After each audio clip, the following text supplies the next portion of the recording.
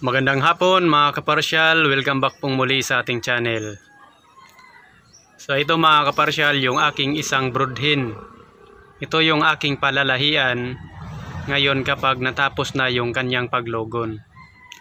Mga kaparsyal, hindi naman totally siya naglogon, kaso lang kinakagat siya ng aking broodcock dati na talisayin.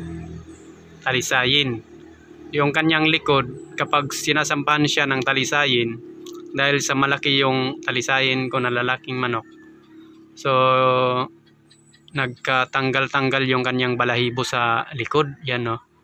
Ngayon tinutubuan pa. So bago ko siya isalang, kailangan muna matubuan siya ng kumplitong balahibo, kasi yung nutrisyon niya sa kanyang katawan, dun niya ipofocus para patubuin yung kanyang balahibo. Ngayon, yung nutrisyon na ibibigay niya papunta doon sa itlog, kunti na lang. Kaya nga, hindi magiging malusog para sa akin. Para na rin, based na rin sa aking pag-research mga kaparsyal sa mga sikat na mga breeders. So, kailangan daw kompleto yung balahibo. Kaya nga, susundin natin yon kasi sila yung may alam. So, bago ko yan isalang, kumpleto muna yung balahibo.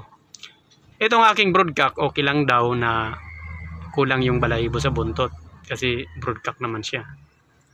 Hindi naman ito ibababad. Parang ano lang to, mga kaparsyal. Pa-ispat-ispat lang din. Hindi siya babad for 1 week.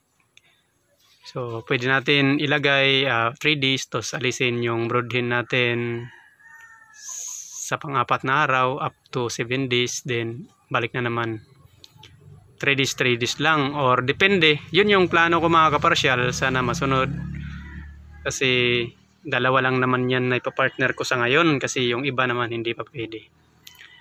So yan yung napili ko na broodcock na puti.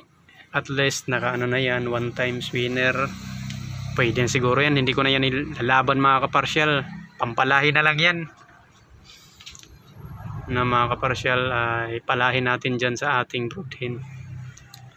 So galing lang yan na broodhen sa isang katrabaho mga kaparsyal, na sabi niya yung mga anak daw nito nagpapanalo. So iniingat-ingatan na lang natin.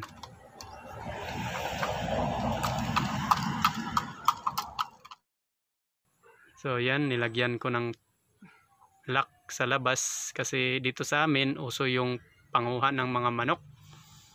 Kaya kahit lang tumunog yan pag tinanggal, at least mapansin natin. Nunuka din yung manok ko, kaya nilagyan ko ng harang. Yan lang kaparsyal, thank you.